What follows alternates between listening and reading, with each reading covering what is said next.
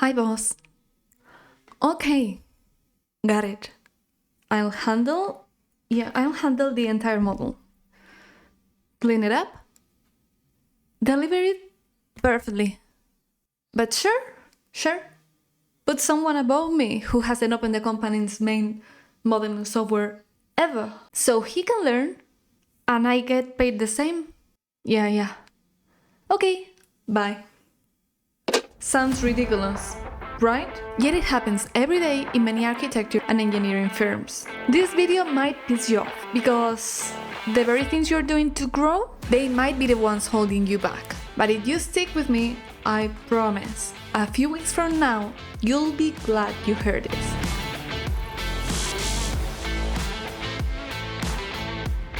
Today I'm breaking down 10 silent rules that are slowly sabotaging your BIM career. No one teaches them, but we all pay for them. Let's start with the first one. 1. Sticking only to the BIM manager rule. Why is that? Well, because there are many more paths that only go for the BIM manager. And I understand it. Everyone wants to be the one that manages, everyone wants to be on top position. However, in smaller companies, there's only one BIM manager needed, and there are many more specialties to be taken into account. For example, quantity surveyor with BIM technologies, or for instance, being a programmer that knows how to automate tasks in Revit, that will make a lot of difference. Or for instance, specializing in MIP. All those are valid paths, and you not only have to consider BIM management as an option.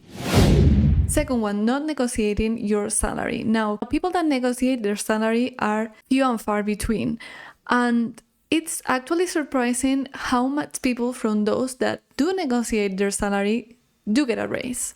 However, at least in Spanish-speaking countries, there's this rule that you only get a better salary by skipping between jobs.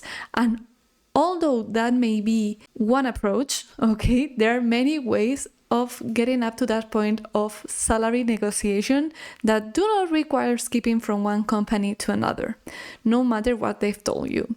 Now, this takes careful preparation and actually speaking with your boss about what is more important for the company, what would make someone outstanding, and actually asking what would make the company consider someone for a raise. Perhaps you will get interesting results if you only ask about that instead of going straight for the best suit in your wardrobe so that you go and negotiate the salary straight ahead. So think about that. Third, stopping your learning journey. Now, you may think that as you are currently working on your job position, you're learning from that job position, and that's of course true. You constantly learn inside your job position. However, 1 year repeated 20 times is not 20 years of experience, it's just 1 year of experience. And if you are caught on a role where your tasks are too repetitive, you may have stopped learning.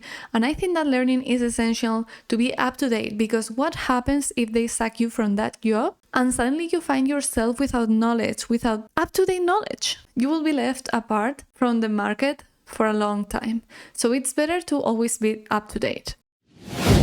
Number 4, staying at a low-paying, high-learning role for too long. Now, I'm not saying that you shouldn't take these jobs. You obviously need to pass these jobs from time to time because you need learning experience when you're hoping to get somewhere new. For instance, if you don't have any experience in BIM modeling, you may want to go to one of these low-payment jobs, but where you learn a lot so that you may skip later to a better paid position. However, if you stay too long, you might get stuck there, and it's very difficult to get out of this position later on when you've been, for instance, 2 or 3 years in that kind of role. I had a friend of mine that started working in property valuations as one of these jobs. But what happened is that he stayed for too long, and after that he was specialized in that, and he didn't like it. He preferred designing, but he was already stuck, he was already considered an expert, and it was very hard for him because he had been getting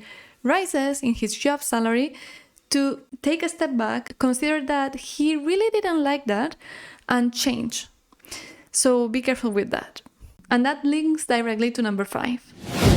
Staying too long in the safe job position without checking what's your real value on the market, which means without doing any kind of interview or job seeking. Why is this important? Because keeping an eye on the market ensures that you know your worth. You may be surprised of how many architects and engineers are just underpaid. And if once or twice a year you go ahead, send your CV, and start looking for a new position, perhaps just theoretically, you may gain a lot of knowledge about how much are you worth. Not that position on the market, but you. Because monetary, you're worth as much as the higher bidder is willing to pay you. Number 6, babysitting the paper senior.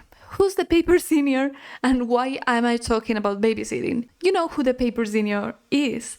That guy or woman who looks great on paper because he or she are so old. However, they don't have the BIM tools, skills, or knowledge to be in that position.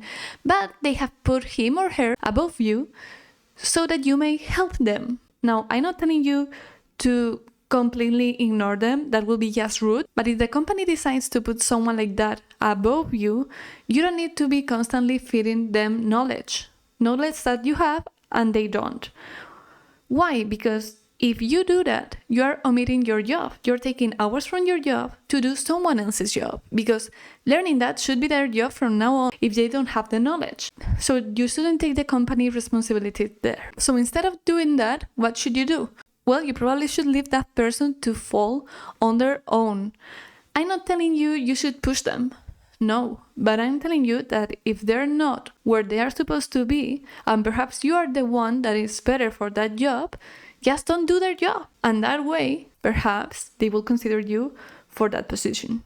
If you're liking this list and you're feeling identified with some of these points, please make sure to leave me an emoji with a heart on the comments so that I may know that you love these videos and you want me to continue explaining more things about how to become better at your BIM career. My editor thankfully told me I skipped a number.